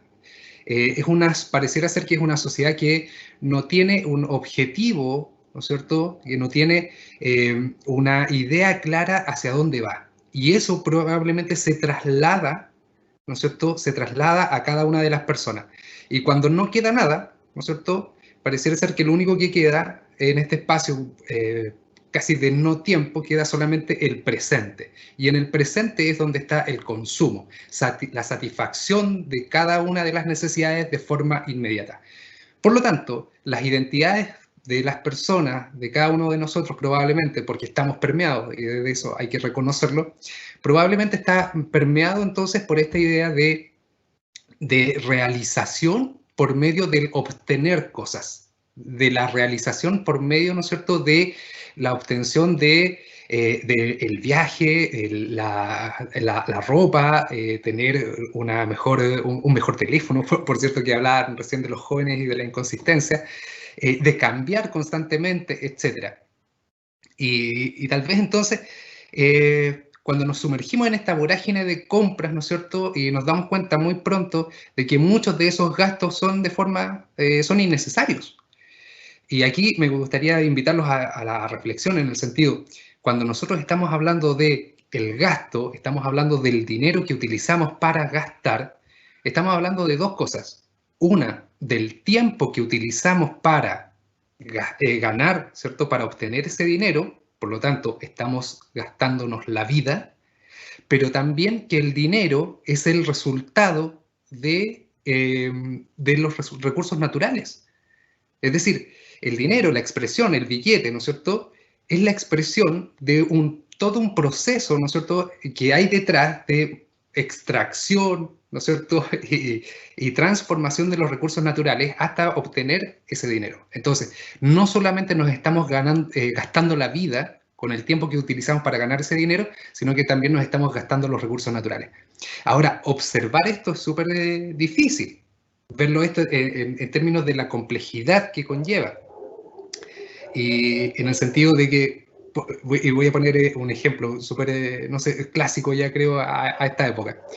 Cuando le preguntaban a un niño que dibuje un pollo, y muchos decían, un poco el relato, ¿no? Dice, y el niño dibuja un pollo, pero dentro del paquete, el pollo que ve en el supermercado. Pero si yo les pregunto a ustedes, ¿de dónde viene su auto? Cada una de las partes que tiene el automóvil, ¿podríamos vincularlo, así como el niño vincula el pollo de supermercado, pero no dibuja el pollo vivo, ¿no es cierto?, la gallina viva? Bueno, pero nosotros podríamos realizar ese recorrido de todos los recursos naturales que utilizamos para construir el auto que utilizamos a diario. Entonces, ¿por qué estamos en una en una estructura que no solamente promueve el consumo, sino que también promueve la separación, ¿no es cierto? Nos separa rápidamente de ese contacto. Nosotros no, o la mayoría de los que estamos aquí probablemente, no tenemos el contacto con la tierra para producir nuestros alimentos, por ejemplo, sino que esa separación también promueve entonces esta vorágine de compras y gastos innecesarios, y nos aísla constantemente. Y probablemente en ese aislamiento vamos perdiendo esta capacidad y probablemente también nuestra libertad para superar esta cierta razón o lógica, ¿no es cierto?, instrumental, que básicamente utilizamos lo que nosotros hacemos para el consumo, ¿no es cierto? Y a propósito de lo que conversaba el colega recién, sin ética, sin sentido social y mucho menos sin sentido ambiental. Y desde ahí es evidente, si no tenemos un sentido con las propias personas, con las otras, mucho más difícil conectarse entonces también con el medio ambiente. Sin duda, José. Y sin duda también que eso va muy enganchado con la cultura del individualismo que hoy día impera, y una baja visión, ¿cierto?, y valoración sobre lo que es la comunidad. Y respecto a lo mismo, me vuelvo con Patricio, ¿cierto?, para preguntarle a Patricio, porque estamos hablando finalmente de todas estas cosas que tienen que ver con lo que envuelve nuestra vida como ciudadanos, porque ese es nuestro tema, eso es lo que estamos hoy día tratando de abordar, ¿cierto?, desde nuestra mirada de católicos. Y precisamente respecto de eso, Patricio, ¿cómo consideras tú en Chile que se encuentra el estado de participación ciudadana en el caso del medio ambiente precisamente, entendiendo que muchas veces los derechos asociados a este derecho son de los más desconocidos? La gente por lo general habla del derecho a vivir en un ambiente libre de contaminación, ¿cierto? Como si lo declarativo significara, es un hecho de la causa, como que fuera de facto ya construido. ¿Y cuál crees tú que es el impacto de estos derechos en la calidad de vida de las personas? Gracias, Francisco. Mira, Francisco, respecto de eso, de lo que tú me consultas respecto del derecho, ¿cierto?, a la información, de la educación ambiental, de cómo esta información llega, ¿cierto?, y permite la participación de los ciudadanos en los temas ambientales. Desde el punto de vista jurídico, te digo yo, existe una amplia normativa, desde la Constitución política, pasamos por la ley, ¿cierto?, de base de prisión del Estado, pasamos por la ley 19.300, que es nuestra ley de base del medio ambiente, y nos encontramos con múltiples formas, ¿cierto?, de participación ciudadana en lo que es la problemática ambiental. Sin embargo, eso lo sabemos solamente, ¿cierto?, cuando somos abogados o cuando vamos donde un abogado y le consultamos, oiga, ¿sabe que tengo un problema? Se instaló una empresa colindante, ¿cierto?, a mi terreno y resulta que está produciendo contaminación. ¿Qué es lo que hago? A partir de ahí recién nos enteramos, ¿cierto?, de que tenemos un derecho, que seguramente esa planta en algún momento solicitó un permiso, una autorización ambiental y que se le concedió y que en un momento determinado se hizo una publicación, ¿cierto?, a través de un medio digital en el que se nos invitaba a participar como miembro de la sociedad para dar nuestra opinión, ¿cierto?, para que la autoridad, entre comillas, hubiera tomado medidas que hubieran impedido lo que yo ahora sufro, ¿cierto?, como perjuicio. Están también las normas de daño ambiental, la que uno dice al cliente, bueno, se corta la empresa, ya no vamos a hacer nada, tienen las autorizaciones, podemos también reclamar superintendencia del medio ambiente, pero también podemos reclamar que le indemnicen el daño que le está provocando. Sin embargo, esto solamente ocurre a un nivel, ¿cierto?, educativo, por lo menos medio. Miraba el otro día un poco impactado, y a propósito de este tema al que me convocó Patricia Sánchez, que es nuestra directora, ¿cierto?, de formación y identidad en Puerto Montt, ¿ya? Y a la que le agradezco mucho la participación acá. He mirado una noticia en la cual en San Bernardo, me parece que en la comuna, creció tanto la población que en definitiva terminó rodeando una empresa productora de cemento. Ahora, la polución ambiental, la contaminación, ¿cierto?, es la consecuencia, ¿cierto?, que tienen aquellos vecinos que en algún momento le edificaron una propiedad en los alrededores de esta empresa. Ahora, ¿a quién podemos buscar como culpable? ¿A quién responsabilizamos? hubo en algún momento, ¿cierto?, la información de parte del órgano sectorial, que en este caso el Servio, para las personas señalándole que en ese sector en el que iban a estar tenían que soportar, ¿cierto?, la contaminación. Yo creo que eso nunca se les informó. Ahora pudieron ellos informarse cuando lo que ocurría era que eran trasladados, ¿cierto?, desde un campamento a lo mejor a un proyecto habitacional. Yo pienso que no. Una señora que decía, yo limpio cada media hora, limpio los muebles porque cada media hora están llenos de polvo. Yo tengo visitas al doctor varias veces al mes porque sufro de alergias y enfermedades. Entonces tenemos ahí un sujeto, entre comillas, pasivo, carente de educación, ¿cierto? Una educación muy básica. Tenemos un sujeto que, entre comillas, debe soportar la carga ambiental. Entonces, ¿cuál es la clave a mi juicio? Existiendo una cantidad de normativas, ¿cierto?, que obviamente y lamentablemente solo conocemos a veces los abogados, ¿cierto?, y también nuestro cliente, la persona que accede, ¿cierto?, a nuestro servicio. Aquí a mi juicio falta, ¿cierto?, y también vuelvo a la encíclica, ¿cierto?, Padre Francisco, lo que falta acá es que la educación, ¿cierto?, llegue a las personas con menor recursos, a que las acciones sean de conocimiento público y además se creen organismos para que estas personas puedan defender su derecho. A partir de ahí yo creo que recién vamos a empezar a hablar, ¿cierto?, de una igualdad frente a estos derechos que nos otorga la ley en relación con lo que es el medio ambiente. Eso, Francisco, esa es mi opinión. Perfecto, Patricio, muchas gracias. Sin duda, muy interesante. Nos dejas varias cosas también para reflexionar en ese sentido. Y quiero volver con Mauricio para esta última ronda ya de preguntas. Luego vamos a pasar a hacerles una pregunta del público que nos han llegado. Pero, Mauricio, te quería preguntar respecto a que se dice, ¿cierto? Y existe, está instalado más o menos, que desde la última revolución industrial ha imperado una racionalidad que es una racionalidad técnica, ¿cierto?, por sobre una racionalidad moral. Muy enganchado con lo que venimos conversando. Pero yo quiero saber tu opinión. ¿Tú crees que sea realmente así? Y en ambos casos, ¿qué cosas tú puedes ver como positivo o como negativo en ambas implementaciones en particular, Mauricio? A ver, en cierto sentido eso es real. No ultranza, por supuesto, en extremo. La idea de eficiencia, de ser eficiente, de hacer las cosas con la mejor calidad posible en el menor tiempo posible, nos han llevado muchas veces a tratar de reducir el tiempo en discusiones que podrían de alguna forma incrementar los costos. ¿A qué me estoy refiriendo con esto?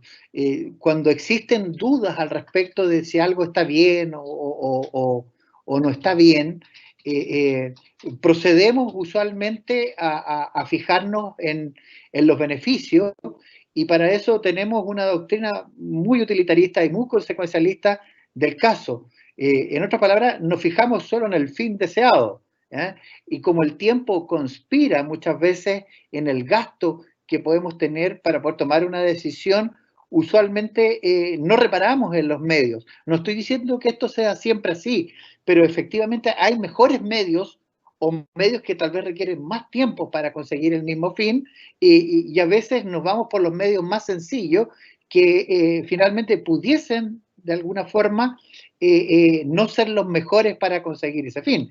Ejemplo, uno puede, voy a citar un ejemplo de mi misma compañía, querer una empresa que tenga un proyecto con energía renovable que suena bien y que se emplaza en una zona rural, y vamos a colocar un aerogenerador o paneles fotovoltaicos en el lugar donde efectivamente tengamos la mejor cantidad de viento o la mejor energía solar. Bueno, desde el punto de vista técnico podríamos decir que sí, pero no son solo las únicas variables. La variable humana de cuántas casas existen alrededor también debe ser considerada. Luego existen otras variables, y acá Patricio, que es abogado, lo debe saber mejor que yo. Hay variables que guardan relación, por supuesto, con el diagnóstico del lugar donde uno va a emplazar, por supuesto, una construcción. Hay cuestiones como la investigación arqueológica, paleontológica, la revisión de la fauna, de la flora, etc. Entonces, si uno empieza a sumar, Francisco, la cantidad de variables que hay para poder tomar una decisión, el tiempo se empieza a incrementar. Y muchas de estas cosas se necesitan para ahora y no para mañana. Entonces, a veces dentro de la ecuación, la cantidad de variables que entran para poder tomar una decisión son a veces cuestionables en su cantidad, dejando muchas veces de lado algunas variables que son necesarias de considerar. Eso es una cosa. Luego, cuando uno se plantea metas o se plantea algunos logros, si sacamos ese componente moral, por decirlo así, de entender aquello que es bueno o que es malo, insisto, solamente vamos a estar considerando el fin deseado y no vamos a estar utilizando el medio más adecuado. Entonces, lo bueno y lo malo queda reducido simplemente a ciertas dimensiones del humano y no a todas ellas. Podríamos decir que tal vez la parte física o corpórea queda al margen. Cuando tenemos una planta, por ejemplo, que contamina y la gente está inmediatamente cercano a esa planta y ve que sus pulmones se están llenando de ciertos residuos o de polvo en suspensión, etc. Con independencia de que la planta haya llegado primero, porque muchas veces existen esas discusiones. No, es que la planta estaba antes, la gente llegó después. Eso es irrelevante. El hecho es que la persona que está ahí está sufriendo, por supuesto, de contaminación y de alguna forma en su salud y su calidad de vida. Entonces, tenemos que preguntarnos también luego por este tema de orden antropológico. ¿La persona tiene un valor en sí misma o es el valor en cuanto a que ella llegó, se instaló ahí y no le correspondía instalarse, aunque haya sido una toma, por decir algo, Francisco? Y en último lugar, el concepto de bien y mal finalmente queda reducido y relativizado a la verdad de cada cual. Y eso es súper difícil en las compañías porque, claro, lo que es para uno bueno, para otro no es tan bueno.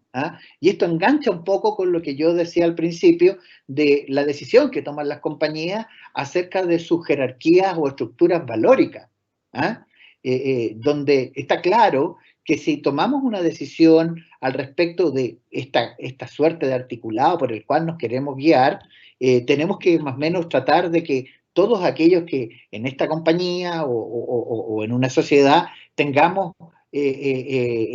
por conocido de la misma manera esas nociones. En suma, finalmente pueden entrar a ocuparse para tomar decisiones otros criterios que son más fáciles de consensuar, y esos son los técnicos y los científicos, y no necesariamente aquellas cuestiones que dispongan de más tiempo para ser reflexionadas, porque como dije al principio, conspiran muchas veces en el equívoco de la eficiencia. A veces, teniendo discusiones un poco más largas, se vuelve mucho más eficiente porque en el mediano y el largo plazo estamos salvaguardando muchas cosas. Perfecto, perfecto, Mauricio. Permítame, déjenme a Mauricio en pantalla porque ahora vamos a pasar a las preguntas que nos han llegado varias. Les agradecemos a todos quienes han enviado sus preguntas, sin duda. Lamentablemente, por el volumen, no vamos a poder leerlas todas, ya lo quisiéramos, pero el tiempo sin duda que nos constriñe en ese sentido. Y me quedo con Mauricio porque vamos a leer, le voy a plantear una pregunta y está muy encantado con lo que veníamos conversando. ¿Qué valor, tú que vienes de la educación, ¿cierto? Hoy día en la vereda, digamos, del mundo privado, desde la empresa, ¿qué valor consideras tú que se le entrega a la alteridad, al otro, en definitiva, en el caso ético, en la formación de las personas, Mauricio? Bueno, eso tiene que ver un poco con la capacidad de empatizar, para decirlo coloquialmente. El valor de la alteridad es un concepto más de orden filosófico, y esa capacidad de empatizar, por supuesto, con las demandas y las creencias del otro. Si yo necesito construir o obtener ciertos recursos de la tierra, de eso cómo de alguna forma puede afectar a otro, a otro que no es directamente relacionado, pero sí indirectamente relacionado puede afectar. Bueno, los indicadores, y aquí voy a ocupar la ciencia, la técnica, a propósito de lo que estaba diciendo recién, nos demuestra que somos una sociedad tremendamente individualista. Pareciera ser que la construcción de estos microcosmos personales o incluso familiares no permiten ser permeados por el otro, el prójimo, en otras palabras, o el resto que están a mi alrededor. Y si lo son como el resultado de aquello que al final sobra, comillas, sobra, disculpen lo negativo, sobra de lo que yo quiero concebir para mí. Para nadie es, por supuesto, un secreto que Chile, dentro de las clasificaciones que se hacen de los países de la OCDE, ocupa unos niveles más altos de individualismo. Voy a hablar ahora de Chile.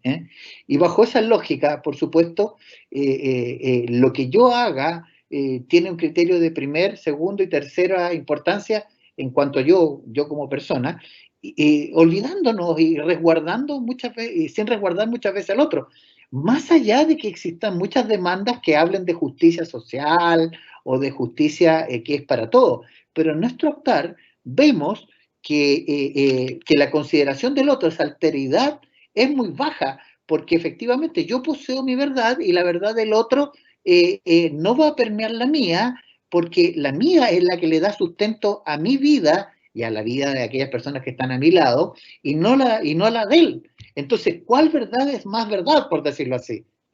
Ese choque que tenemos hoy en día, donde no nos escuchamos, donde no oímos al otro, donde no vemos al vecino, donde no sentimos al otro, nos está provocando, por supuesto, una fractura en el planeta, y ya lo vemos a propósito de la pandemia que estamos viviendo, ¿sí? Donde las personas con mucha rabia o enojo por estar confinadas tanto rato, lo único que quieren es salir, pero muchas veces sin tener claridad que ese salir o ese, por supuesto, exponerse, no solamente los expone a ellos, sino que también a otros. A propósito del tema de los contagios. Entonces, cuando nosotros educamos, para hacerme cargo ahora de la pregunta, a nuestros estudiantes, no solamente tenemos que entregarle información con respecto a las cosas en términos técnicos, científicos o de conciencia, sino que también hay que enseñarles a practicarla. Con esto termino. Una vez una persona me dijo, oiga, ¿y usted cree, le parece normal que usted vaya todo el tiempo pensando aquello que eso es bueno y malo? Y yo le dije, sí, eso es lo que yo intento hacer. Entonces me dijo, no, es que eso es demencial. Uno tiene que entregarse al corazón y tiene que entregarse, por supuesto, a lo que venga. Bueno, si uno hace eso, la posibilidad de considerar al otro es mucho más baja. Si uno reflexiona un poquito más acerca de lo que está ocurriendo y de ese otro, tal vez la consideración sea un poco más lenta, pero con mucho más corazón, porque está mirando al otro en su real dimensión, que es su dignidad como persona. Perfecto, gracias Mauricio por tu respuesta, que nos deja muchos elementos también para seguir reflexionando. Y ahora vamos a ir con Patricio para leer una de las preguntas que nos ha llegado, ¿cierto?, del público. Y esta tiene que ver, estimado Patricio, con si tú consideras, eres la persona para contestarnos esto por tu quehacer y por tu profesión, respecto a si tú consideras que existe resistencia por parte de los grandes grupos económicos, de los grupos económicos en general, por entender esto que estamos hablando aquí, que todos somos parte de un todo y que lo que yo haga me va a afectar al vecino, va a afectar a la persona que tengo al lado de mi planta. ¿Consideras tú que existe esta resistencia? ¿Tu experiencia profesional te puede llevar a sacar una conclusión al respecto, Patricio? Gracias, Francisco. Efectivamente es así. Existe una resistencia de parte de los grupos económicos, grupos de poder, ¿cierto?, para respetar lo que es la normatividad ambiental o para sentirse insertos dentro de lo que es la comunidad medioambiental. ¿Y por qué lo existe? Porque obviamente si tú eres dueño de un negocio, ¿cierto?, lo que quieres es ganancia, y si tienes alternativas, ¿cierto?, para desarrollar un buen negocio vas a estar en eso. Eso generalmente yo se lo pregunto a mis alumnos en clase. Yo le digo, a ver, ¿usted qué piensa del medio ambiente? Y todos me dan una opinión bastante bastante cercana a lo que es el concepto de medio ambiente, un concepto muy idealista. Sin embargo, le digo, ya, pero usted el día de mañana se convierte en dueño de tal empresa. Cuénteme, ¿qué haría con esto? O sea, su dueño de este costado universitario que está vacío, el estacionamiento. ¿Qué haría usted ahí? ¿Qué empresa? ¿Seguiría trabajando a lo mejor como abogado o sería usted un empresario próspero? Y ahí empieza esta realidad que tenemos nosotros al momento de dar una respuesta en cuanto a qué es lo que nos conviene. Entonces, existe ahora último, hay un fallo, ¿cierto?, de un tribunal ambiental, el primer tribunal ambiental respecto al caso Pascualama, ¿cierto?, que ya data de hace más o menos en 2013, me parece, si no es antes, y recién obviamente termina ahora con un fallo que anuncia el cierre definitivo de un proyecto, ¿cierto?, mundial, ¿cierto?, minero, que en definitiva ya terminó con un desastre, con consecuencias ambientales bastante amplias, y hoy día ya leía en el diario, ¿cierto?, que pese a las cifras negras, ¿cierto?, de que este proyecto, que primero iba a costar 3.000 millones de dólares, ahora vale o costó a la empresa 8.500 millones de dólares, de todos modos ellos sacan cuentas alegres porque eso que perdieron, ¿cierto?, en este proyecto durante estos años, ya lo recuperaron en el tiempo. Porque ellos son productores de oro y otros metales, ¿cierto?, a nivel mundial. Entonces, ellos nunca pierden. Entonces, yo pienso que no se sienten ellos parte de lo que nosotros consideramos que es nuestro mundo, nuestra casa, como dice la encíclica, y en virtud de eso van a seguir produciendo, conservando obviamente sus espacios en los cuales desarrollan su vida. Ahora, ¿qué es lo que tiene que generarse por parte del legislador? Es medidas adecuadas para poder cargar, ¿cierto?, esta responsabilidad en aquellos que provocan el daño ambiental. Y ese es un papel, obviamente, del Estado, y especialmente que en el... Eso, Francisco, esa es mi respuesta. Perfecto, Patricio, muchas gracias. Cada respuesta nos deja con mayores puntos para seguir reflexionando, ¿ah? Y bueno, quiero finalizar con José dentro de las preguntas, ¿cierto?, y revisión de las preguntas que nos han llegado desde el público. Y es una pregunta, José, que sin duda tenemos mucho por ir cerrando, por ir llegando y tomando estas conclusiones. Y la pregunta en particular, luego de todo lo que hemos conversado, es preguntarte cómo tú crees que podemos llevar todo esto que hemos conversado y todo esto en tiempos de pandemia, le agregamos, ¿cierto?, una mayor dificultad, a la educación en particular, estimado José. ¿Cómo crees tú? Primero, yo creo que pensar que esta situación de pandemia nos desnuda, en cierta forma, nos desnuda en el sentido de la desigualdad, por ejemplo, en el sentido de las condiciones de vida tan desiguales en las cuales nosotros, digamos, nos toca en nuestro cotidiano vivir. Yo trabajo también en educación básica y media en un colegio rural de la región de Los Ríos, que de Río Bueno hacia la cordillera, en un sector denominado crucero. Y ahí, por ejemplo, en este contexto de pandemia, lo que les menciono, muchas veces nosotros habíamos pensado, nosotros, sobre todo quienes son profesoras y profesores de enseñanza básica media, que la escuela, el colegio muchas veces actuaba como guardería. Y creo que ahora lo confirma. Eso es lo primero. Y muchas veces el factor educativo, ¿no es cierto?, o el objetivo de educar, del desarrollo de las potencialidades, cobra mucha más importancia, ¿no es cierto?, desde esta perspectiva cuando observamos que las familias no están preparadas, o muchas de ellas, no están preparadas para tener a los niños en sus casas con unas condiciones que sean adecuadas para poder preocuparse, digamos, de estos temas que muchas veces son secundarios para las familias, ¿sí? Entonces, aquí lo primero que nosotros vamos a observar probablemente es que se va a comenzar a primar, ¿no es cierto?, o tomar por mayor importancia cuestiones de seguridad, de salud, por sobre los otros temas como, por ejemplo, la libertad, el medio ambiente, etc. Y eso esperemos que no lo veamos en términos de la legislación, sino que más termine siendo más una cuestión de decisiones personales y no desde el nivel, digamos, desde la estructura. Eso, primera parte. Y con ese relato de la desigualdad que nosotros enfrentamos en educación, y que, por cierto, en el contexto educativo de nivel superior no estamos ajenos tampoco, el desafío es mayor entonces para poder abordar estos aspectos de lo que es la sustentabilidad, la educación ambiental. Pero todo desafío, digamos que lo podemos establecer rápidamente a objetivos y metas que sean alcanzables. Y ahí cada una de las estrategias, evidentemente, nosotros las podemos ir ajustando de acuerdo a las necesidades y de acuerdo a, digamos, la propia realidad de cada una de las comunidades educativas. Por ejemplo, cada vez que nosotros desarrollamos nuestras prácticas cotidianas, antes de hacer, pensar y hacernos responsables de esas acciones. Pensar en nuestros estilos de consumo, pensar en el impacto que nosotros tenemos con nuestras prácticas de forma cotidiana. Y ahí ir integrando, y voy a insistir en esto, de una forma transversal, estos objetivos que tenemos entonces nosotros como desde los contenidos, las habilidades y las actitudes que hay que desarrollar, ver esto de la educación ambiental, del contacto con la naturaleza, la eliminación del consumismo, de una forma entonces permanente y constante en cada una de nuestras actividades, y más aún desde el rol de la educación. Y sin desconocer que la pandemia actual también tiene una raíz profundamente ambiental.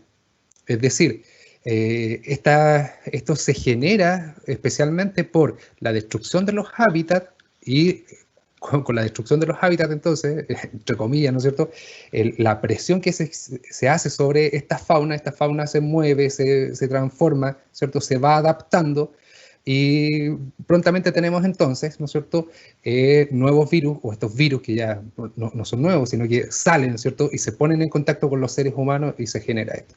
Entonces, es muy probable que nosotros vamos a tener que adaptarnos, ¿no es cierto?, a poder convivir tal vez en una nueva forma, y creo que va a ser por un largo tiempo, de generar instancias educativas entonces que puedan dialogar, ¿no es cierto?, en esta nueva modalidad, pero sin desconocer entonces estos asuntos que son importantes. Y, por ejemplo, la virtualidad nos ofrece también esa posibilidad de ponernos en contacto tanto con nuestros estudiantes como establecer otras redes que nos permitan entonces acceder a más información, a nuevas prácticas y, por qué no, también a buenos ejemplos para poder reproducir en nuestra cotidiana. Perfecto, muchas gracias, José. Y de esta forma, con esta última pregunta, estamos dando, cierto, por finalizada esta mesa redonda. Agradecerle a José Albertín, a Patricio Ruiz, en lo que me corresponde a mí, cierto, y Mauricio Frangiola, en esta mesa redonda online, ¿no? Es una mesa redonda que sin duda la forma y los tiempos nos han hecho cambiar, pero el fondo de lo que hemos hablado hoy día, sin duda que nos queda, y mucho, respecto a lo que hemos conversado, y también para dejar varios puntos para reflexionar y para seguir probablemente mañana, sin duda, en esta jornada para católicos y vida pública. Muchas gracias. Gracias por la invitación. Agradecemos a cada uno de los participantes en esta mesa redonda. Sin duda alguna ha sido una conversación muy interesante que nos permitirá reflexionar sobre el desafío que tenemos, sobre todo en la actualidad que vivimos hoy. Queremos contarles que el regalo a nuestros invitados se concretará en una donación a través de la Fundación Ayuda a la Iglesia que Sufre, para el apoyo de una casa de acogida a personas de la tercera edad. Cada uno recibirá un mail con un tarjetón solidario correspondiente a esta donación.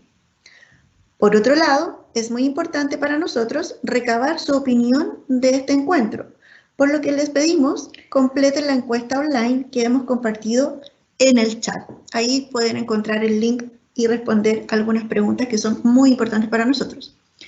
Por último, los dejamos invitados a que mañana jueves, a partir de las 10 horas, se conecten a través de Zoom o el canal de YouTube www.catolicosyvidapublica.cl a la versión nacional de este encuentro. Muchas gracias y que tengan una muy buena tarde.